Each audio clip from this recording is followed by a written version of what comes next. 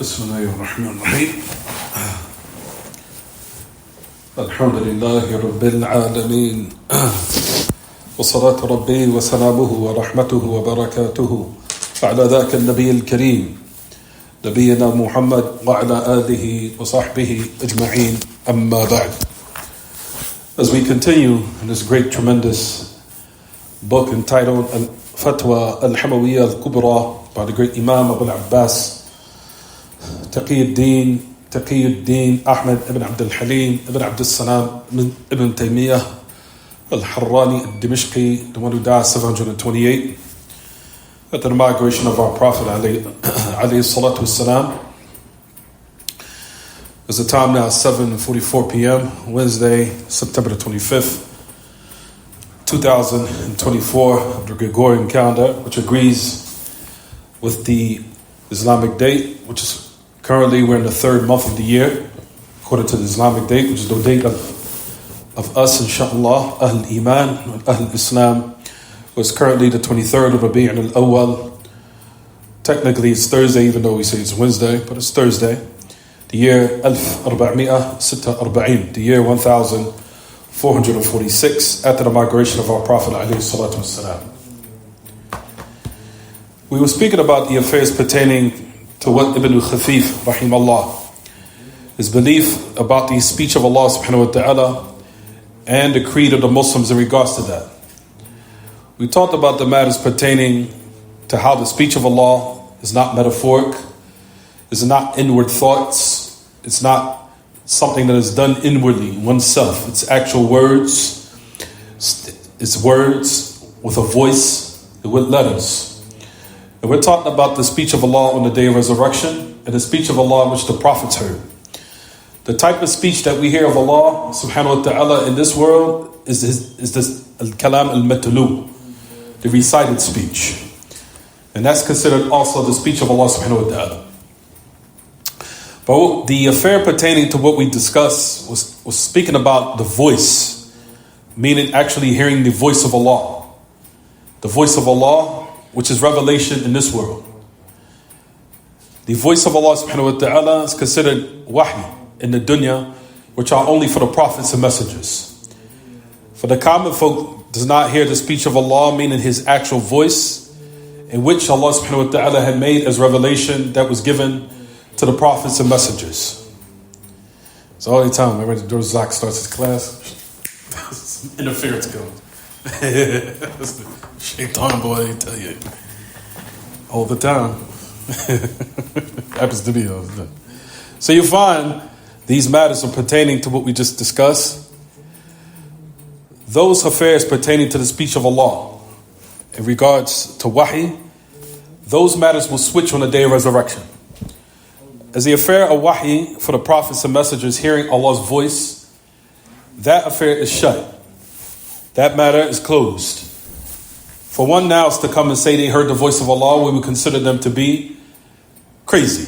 To say that we heard the voice of Allah, I heard God talking to me in my dreams, or I heard God's voice speak to me, or all those other matters we have heard from the non-Muslims, and to this very day they say. We know from our belief, firmly we believe that door is shut. Those who heard Allah's voice are from the prophets and messengers. And like we said, that door in which Allah subhanahu wa ta'ala had revealed to them is finished. However, on the day of resurrection, everything that was considered wahy in this world will all be considered from the ilm al-ghayb to ilm al-shahada. It will go from the affairs of the unseen, and on the day of resurrection, it will be considered alim al-shahada. Meaning, all those affairs in which we don't see from the angels, from the devils, from the jinn, and the speech of Allah. Meaning, hearing Allah's voice. Hearing Allah's voice and actually seeing Allah. Because we know on the day of resurrection, Allah subhanahu wa ta'ala will allow himself to be seen to the believers. Will he be seen to the kuffar? Or for the munafiqeen? That's something in which Ahl Ilm give a little detail. But what is agreed upon is that all the affairs of the unseen will all be switched, and it will become from the affairs of shahada, especially on the day of resurrection. However, the affairs of the ghaib starts at the time of death. The affairs of ilm al-ghaib switching to ilm al-shahada, switching from the affairs of the unseen to now become seen to the individual, starts at death. Where you'll find, like we mentioned, the angels come. The angels now will be seen, and we know while we were alive, they were hidden. They were hidden to us even though they were there. But however, in the time of death, they will come. And Allah subhanahu wa ta'ala will remove the khitab. He will remove the cover. فَكَشَفْنَا عَنْكَ الْغِطَاءَ فَبَصَرُكَ الْيَوْمَ حَدِيدٌ. As Allah subhanahu wa ta'ala says in Surah Qaf. We have removed from you the cover now. And your eyes are sharp to see. Sharp to see what you didn't in this world. Now you've seen clearly that this affair of what has been conveyed to you was the truth of what you'll find in this world, in which people are tested by as far as believing in it or rejecting it.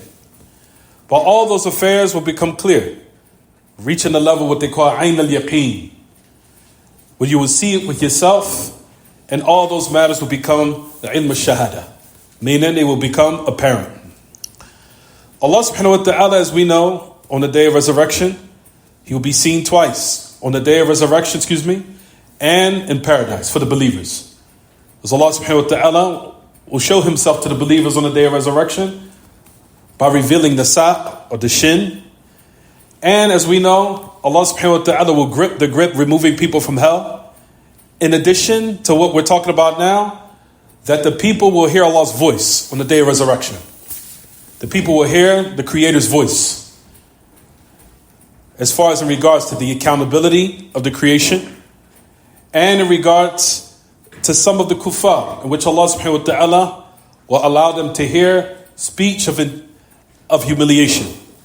When they are in hell, where Allah subhanahu wa ta'ala will speak to them in a very harsh manner. اخسأوا فيها ولا تكلمون. As Allah subhanahu wa ta'ala will say to the inhabitants of hell, they will hear His voice. But it will not be the voice of ikram. It will be the voice of tawbih wa ikhza'. It will be the voice of disgrace and humiliation. Where He'll say to them, be humiliated in the hellfire, do not speak to me. So that's in the affairs of what? That the voice of Allah will be heard. And it will be understood. And it will be done but with a voice, letters, and what? And that voice and that letters in which the people will hear clearly and they will understand. That's what you'll find, as we mentioned, everyone, what Ibn al-Khafif, rahimahullah, was mentioning here. We also mentioned Allah subhanahu wa ta'ala. I'm sorry, let's go back to the statement of Ibn al-Khafif. I'm sorry, everyone. You'll find that Ahl al-Ilm, that they say about this characteristic, like we mentioned, that Allah subhanahu wa ta'ala, He speaks based upon the verses that comes in the Quran, in which Allah said He spoke to Musa taklima. وَكَلَّمَ اللَّهُ Musa taklima. So, this type of emphasis that has now been made in the statement, rather the ayah, the verse, where we talked about last class, what they call maf'ul mutlaq. مؤكد مفعول مطلق هل هو مؤكد بنوعه. You'll find that it's mentioned maf'ul mutlaq with the pronoun, or what they call the verbal noun, which is taklima. The verbal noun for the verb kallam. He spoke. The verb is kallam, kallama, Musa. That Musa spoke. Kallam Allah. I'm sorry, everyone. وَكَلَّمَ اللَّهُ Musa taklima. Kallam Allah, that Allah spoke to Musa. Then it put emphasis on it, taklima. He spoke to Allah a true speech. You'll find, as we know, the ulama nahu saying when you speak in this manner, that puts in perspective, and it also alleviates all the other probabilities that it could be something else. That type of affair wasn't something that was what? It could be this or it could be that. When you now put the emphasis by mentioning that verbal noun within the context of the statement, that removes all the other notions that it could mean something, or it could be something in another manner. Allah removed all of those notions to put emphasis that most definitely He spoke to who? Spoke to Musa with a voice and letters, as we mentioned. All of that is to negate the probabilities or the other type of affairs or the other type of falsehood that people try to come and they try to establish, playing around with this characteristic of Allah, which is called Kalam Allah. You'll find that the great Imam Muhammad al-Jami rahimahullah, he said about this. He said, بأن الله لا يتكلم يعني هؤلاء وهذا التأكيد يرد على القائلين بأن الله لا يتكلم بكلام له حرف وصوت ونفي كلام الله نسبة لله إلى النقص لأن الكلام صفة كمال حتى في المخلوق الذي يتكلم أو يقدر أن يتكلم أو صالح لأن يتكلم أكمل من الأبكم الذي لا يتكلم. You'll find that the great Imam that he says, rahimahullah, the great Imam, Muhammad al-Jami, he said this type of emphasis refutes and rebuttals those who say that Allah does not speak, and that the speech of Allah does not have letter and a voice. To negate the speech of Allah in regards to Allah is now affirming or associating and saying that Allah has some type of deficiency, meaning to negate the speech of Allah. Is now ascribing Allah to deficiencies. Why, everyone? Because speech is a characteristic of perfection. He says, even within the creation, a creation that is able to speak, or he has the ability to speak, or at any time, or any given time, even though he's silent at the time, but just the mere fact he can do it anytime he wants, is more complete than the one who's abkam, than the one who's a mute, or the one that cannot speak at all. If that's the case in regards to some of the characteristics, as you'll find, everyone, that the characteristics of Allah subhanahu wa ta'ala, what is considered perfection with Him subhanahu wa ta'ala, He gives some of that perfection to the creation, even though the perfection within the creation has some type of deficiency. You have characteristics that are characteristics of perfection with the Creator, and its characteristics of perfection within the creation. The second category, that characteristics that are deficiencies with the Creator, but it's perfection for the creation. What do I mean by that? You have perfection, characteristics of perfection for the Creator, in which He gives some of that perfection to the creation, such as speech. The speech of Allah subhanahu wa ta'ala is the most perfect. Why? Because He doesn't need anything that the creation needs for that characteristic. And for that reason, it's considered perfect. That type of perfection, Allah gave it to the creation. They have the characteristic of what? Speech. The second category is imperfection in regards to the Creator, such as sleep, such as eating, such as having children, such as becoming tired, such as going to the bathroom, and all those other affairs which are considered imperfection for what? The Creator, but it's perfection for who? The creation. In order for the creation to be perfect in regards to what suits them and their condition, they need sleep, they need rest, they need to have children, they become weary and tired, so they need to go to the bathroom in order for them to become complete physically. That type of affair in which we just gave these categories. The first category, as I mentioned, the category of speech is perfection for the Creator, and at the same time is perfection for who? The creation.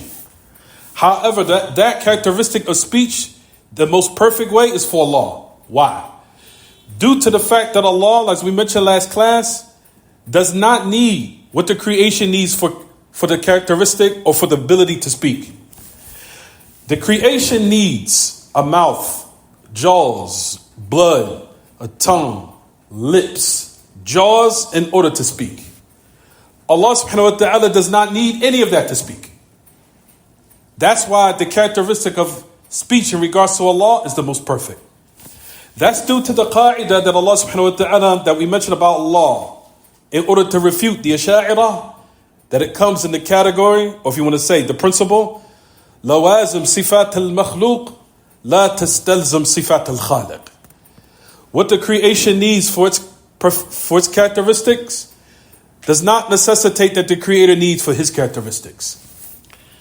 Allah subhanahu wa ta'ala does not need, like we لوازم صفات المخلوق لا تستلزم صفات الخالق.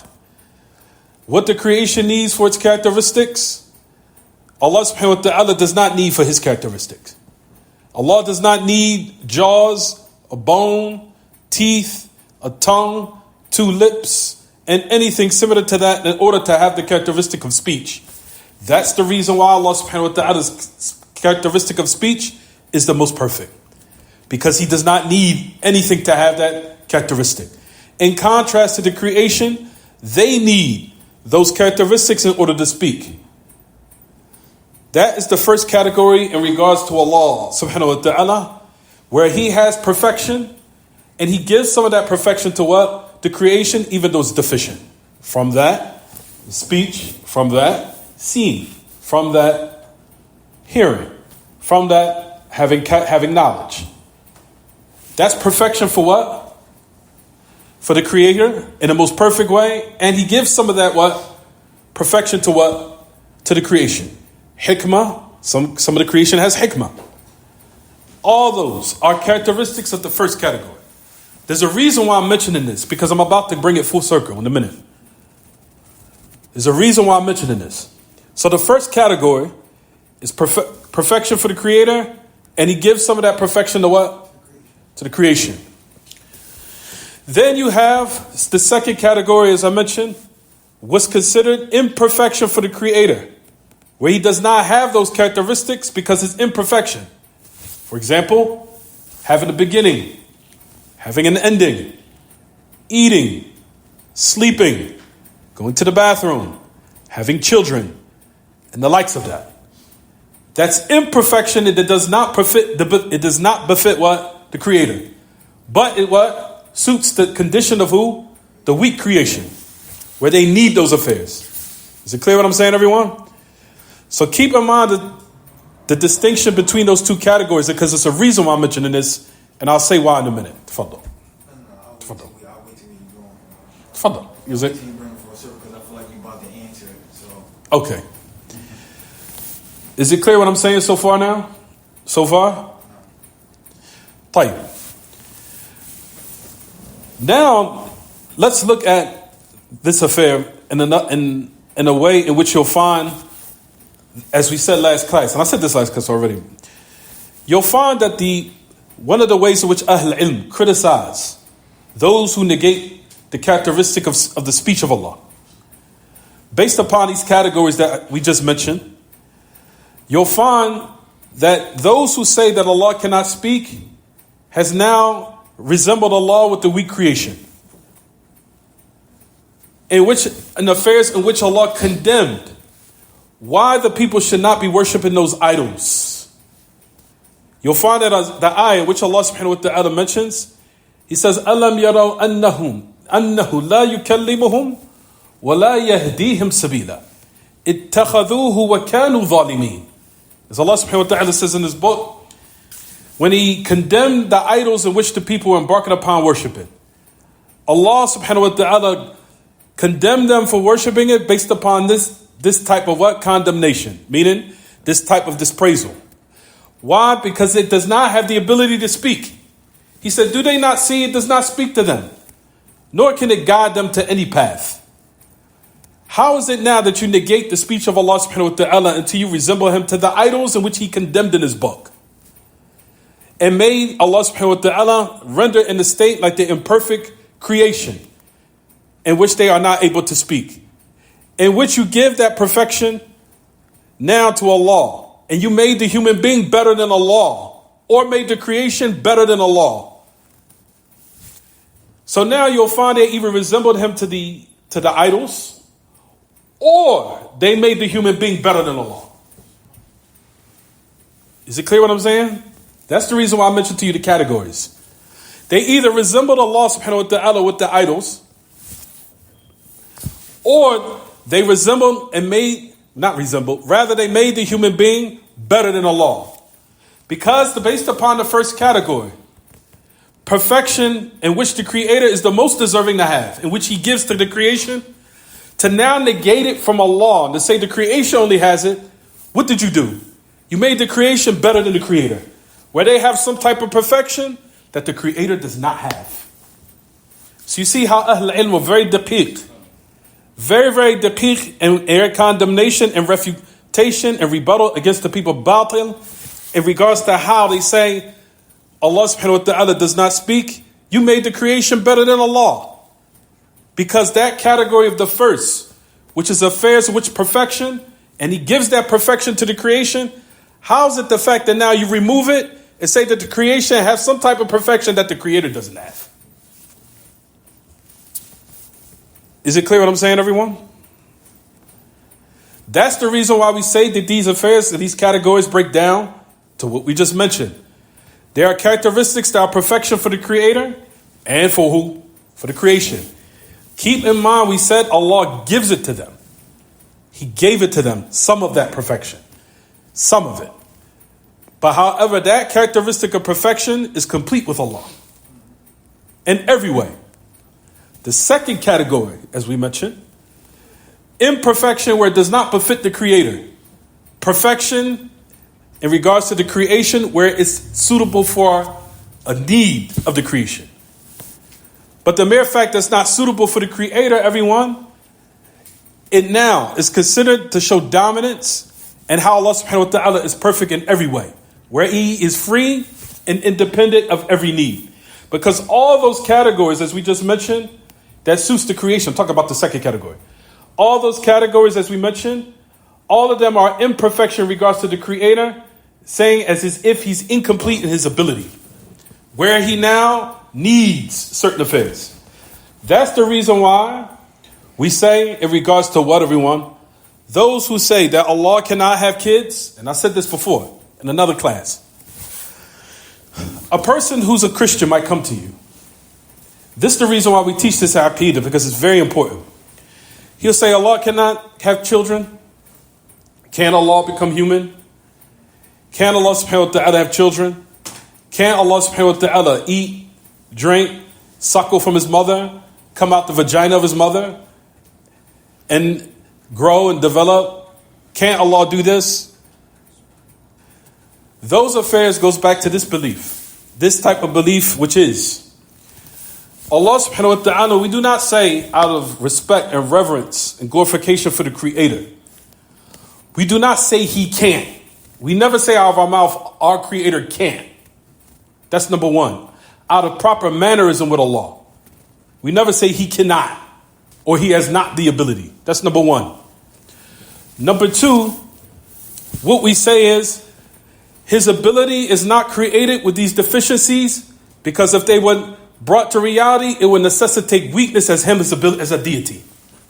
Because it negates another characteristic, which is called self-sufficiency. Whereas now He becomes deficient and He becomes in a state of need. And that does not befit the Creator where He needs anything. So His ability is not connected with any of these affairs that we just said, such as sleep, eating, drinking, becoming tired, unaware, or having children, or having a female partner, and وَهَلُمَ جَرَّةً. Is it clear what I'm saying, everyone? So in da'wah, when you speak to a person, can Allah have a child? So you mean to tell me God can't have a child? We say again, that goes against His characteristic of self-sufficiency. Human beings, that's perfection for the creation, imperfection for what? The Creator. The Creator does not need anything, a child, in order to continue His lineage. Because that's the reason why people have children. To continue your lineage within the earth, and to continue your family lineage, and to continue your family in general. So you could now allow them to continue to what? Exist in the earth. That's the reason why people have children. Because it's a need. Continue their generation, like we mentioned. Continue their lineage. To aid them when they become old. To the end of the needs that the creation has.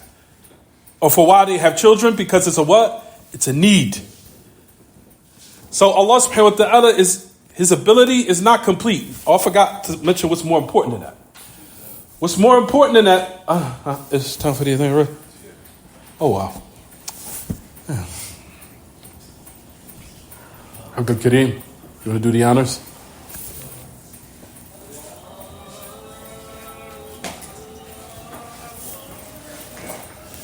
You will call together. Does everyone understand what I'm saying so far?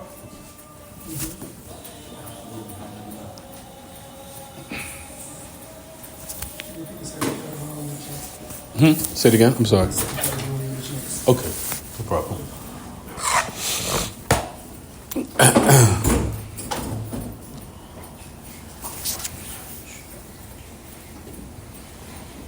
Allahu Akbar, Allahu Akbar. Allahu Akbar, Allah. Allahu Akbar, Allahu Akbar. Allahu Akbar, Allah. Ashhadu an la ilaha illallah. Ashhadu an la ilaha illallah. Ashhadu an la ilaha illallah. Ashhadu an la ilaha illallah.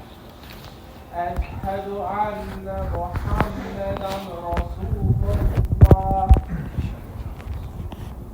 أشهد أن محمدا رسول الله. حي على الصلاة. حي على الصلاة. حي على الفلاح. حي على الفلاح. الله أكبر، الله أكبر. لا إله إلا الله. اللهم رب هذه الدعوة التامة والصلاة القائمة آتي محمدا الوسيلة والفضيلة وبعثه مقاما محمودا الذي وعدته. طيب. We said that the first category, number one, is the category of perfection. That Allah subhanahu wa ta'ala is perfect in all his names and attributes. That perfection, He gives some of it to who? To the creation. He gives that perfection, some of that perfection to the creation. Such as speech. Such as knowledge. Such as life. Such as wisdom. And other than that, sight, hearing. But however, that perfection, Allah gives the creation some of that what? Perfection. The point of dalil, of istidlal, or the point of what we extract as far as the evidence from this category, is saying that if Allah gives the creation some of that perfection, how can you affirm it for the creation and then negate it from the Creator? Even though He's the one that has that perfection, whereas the ability to speak, which is sifatul kamal, characteristic of perfection for the Creator, and it's a characteristic of perfection for what? The creation, in regards to the first category. But however, the Creator's perfection in regards to that characteristic is the most complete. Is it clear, everyone? And I said why? Because why is it the most complete? Due to the fact that Allah subhanahu wa ta'ala does not have the lawazim of the makhluqeen. He does not have the needs of the creation in order to have that characteristic. Such as the human being needs jaws, needs a mouth, needs a tongue, needs jaws, needs a tongue to move, teeth to the end of it, in order to have the characteristic of speech. Allah subhanahu wa ta'ala doesn't need any of that to have the characteristic of speech. That is complete in regards to the characteristic of what they call sifatul kalam, the characteristic of the speech of Allah. And that goes in conformity with the qa'idah, lawazim sifat al-makhluq, la tastalzim sifat al-khaliq. What the creation needs for its characteristics, the Creator does not need for his characteristics. That is the reason why that characteristic for him is the most what? Complete in every way. Is it clear, everyone? No. The second category is imperfection for the imperfection for the Creator, where it does not befit Him. It is, but however, is perfection for the creation, such as those affairs that go against the characteristics of Allah of self-sufficiency and perfect ability. For example, having a partner in this dominion, polytheism. That necessitates and that goes against the characteristic of self-sufficiency. If Allah has a partner in this existence, that means that He is not ghani. That means He's not complete and absolute perfect self-sufficiency. If He needs someone to aid Him in the affairs of the world in this existence, that opposes the characteristic of ghina, of self-sufficiency and total, complete independency. And it also goes against His characteristic of qudrah, perfect ability. If Allah needs something in His creation or in this existence in order to expose of the affairs of this world or the existence in general.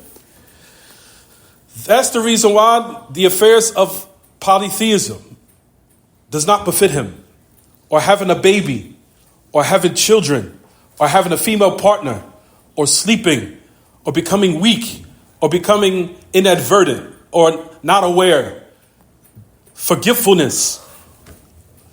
Or, for example, if you want to say perfection for the creation, imperfection for the Creator, such as children, such as having needs, help, going to the bathroom, eating, sleeping. That's considered perfection for the what? Creation. Imperfection for the Creator. Doesn't befit Him. Why? Because it opposes the characteristic of ghina, of self-sufficiency and complete independence from everyone and everything. In addition, it also goes against His perfect ability, or the characteristic of qudrah, of ability, where it opposes that characteristic of His perfect ability, subhanahu wa ta'ala. You understand? It opposes it. So, someone will come and say, can Allah have a child? Can Allah eat?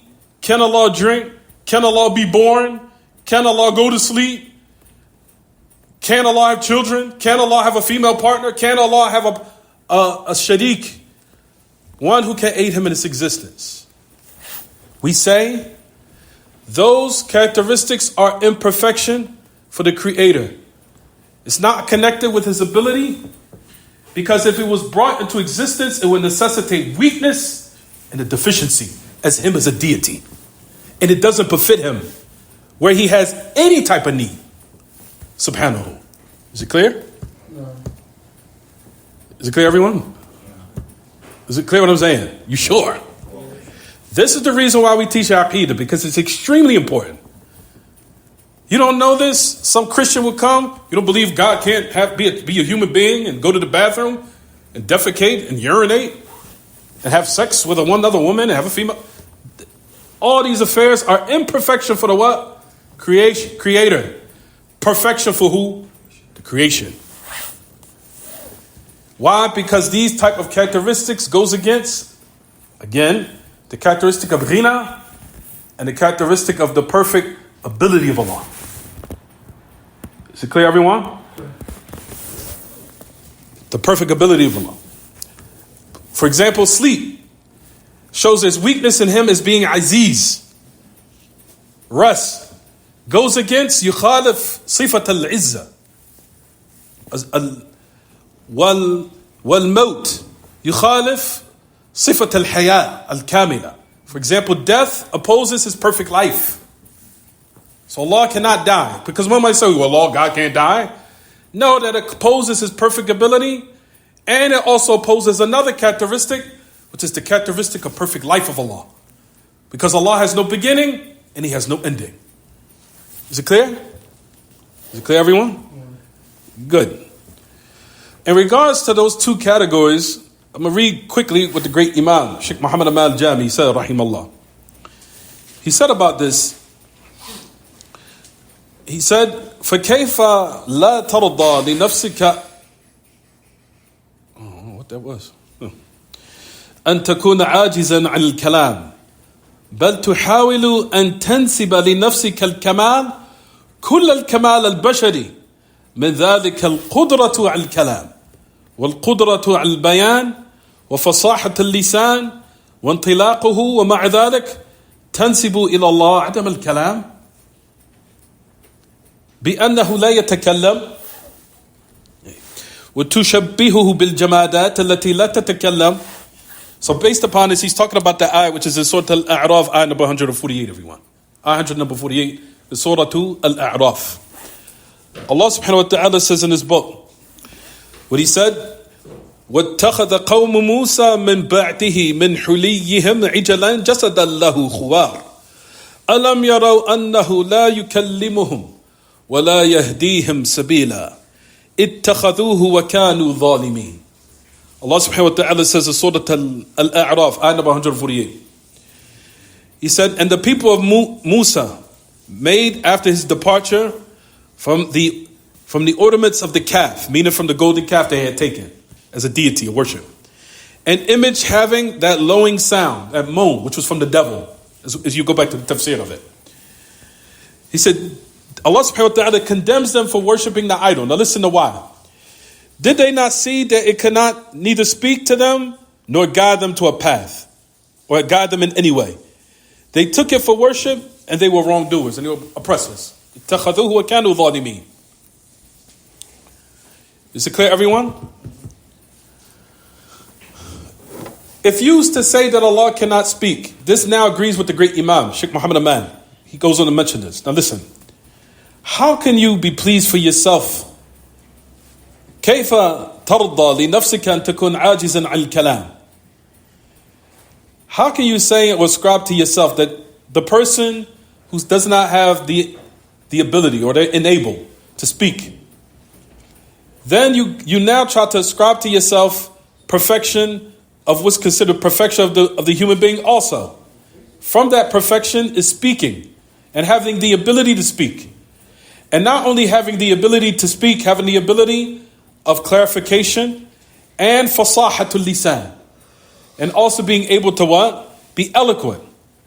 Eloquent in one's tongue and eloquent in how one speaks and how he conveys.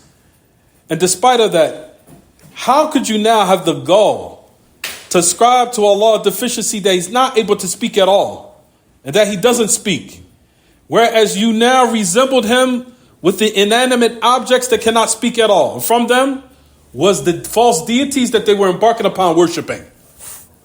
Is it clear what I'm saying, everyone? So number one, they either resembled Allah with what? With the reason of why he condemned the idols that they were worshiping other than him or along with him. You resembled Allah with these what? These idols that he himself subhanahu wa ta'ala condemned. And Allah himself rebutted, condemning those who worship it by saying it doesn't speak, nor can it guide them to any path. So as a result of it, you resembled Allah with what? The idols, number one.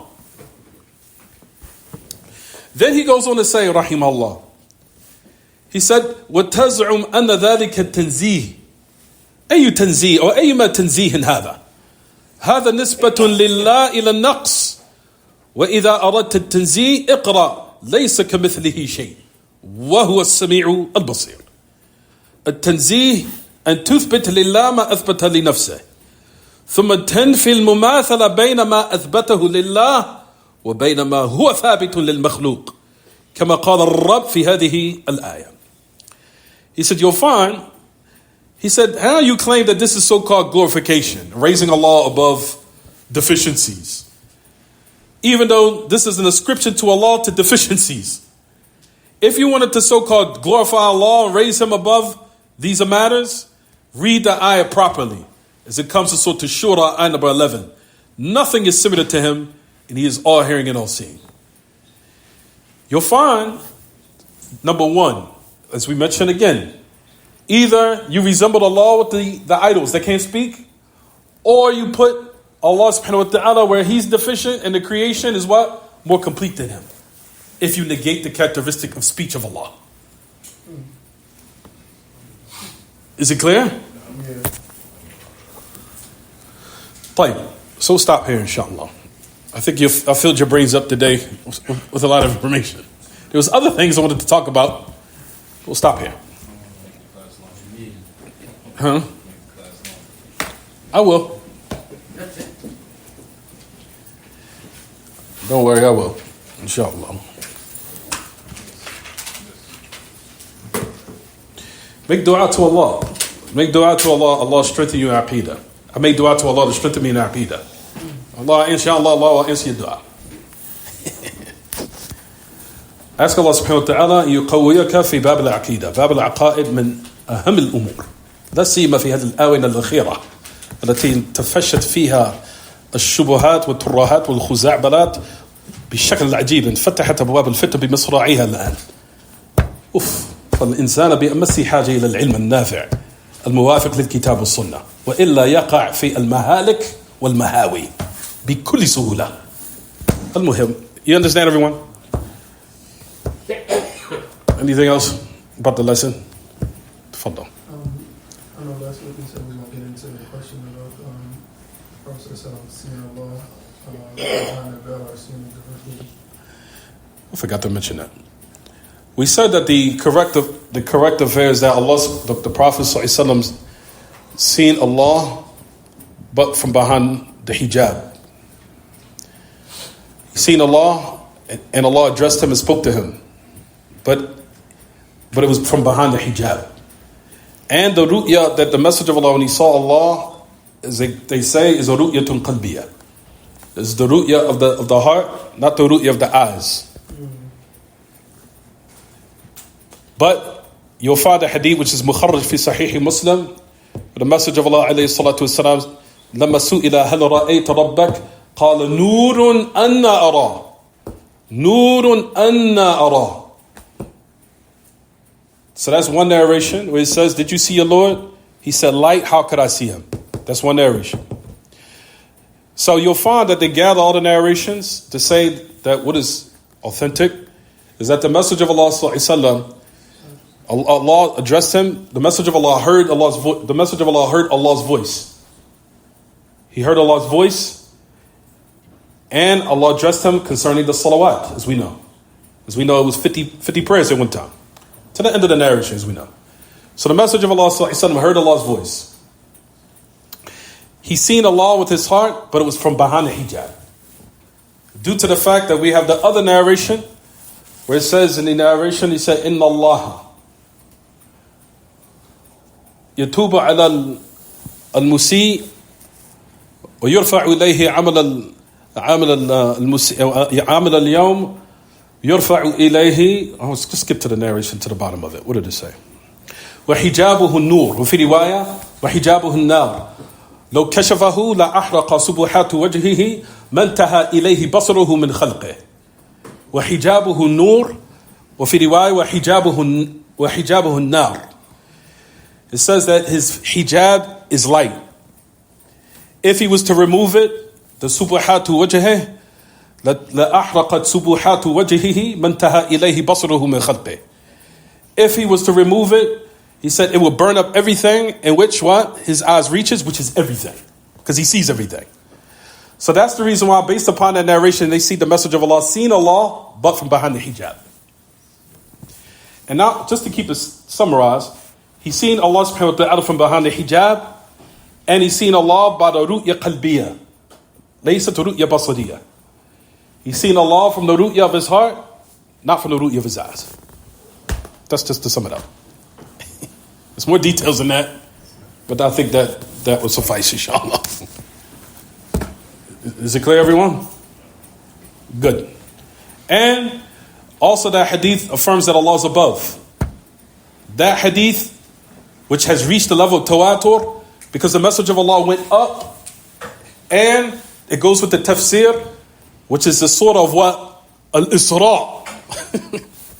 Surah Al-Isra. سبحان الذي أسرى بعبده ليلا من المسجد الحرام إلى المسجد الأقصى الذي باركنا حوله. To the end of the ayah.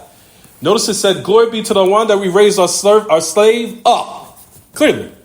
So if Allah is not above, why did he raise the servant to him upwards? And Allah spoke to him about the affair of the salah. You understand? Good. We'll stop here. Anything else about the lesson? I'll make wudu too. Don't forget to remind me. Anything else? Tafadhal. Question about the lesson? No, about the lesson. Any other questions about the lesson, anyone? My apologies for my tardiness today also. Inshallah, I'll be here on time tomorrow for Maghrib. So we start the class on the Maghrib tomorrow, inshallah. So you guys see the importance and how much I stress the importance of aqaid, huh? Good. وصلى الله وسلم وبارك على نبينا محمد وعلى آله وصحبه وسلم سبحانك اللهم وبحمدك وأشهد أن لا إله إلا أنت استغفرك وأتوب إليك.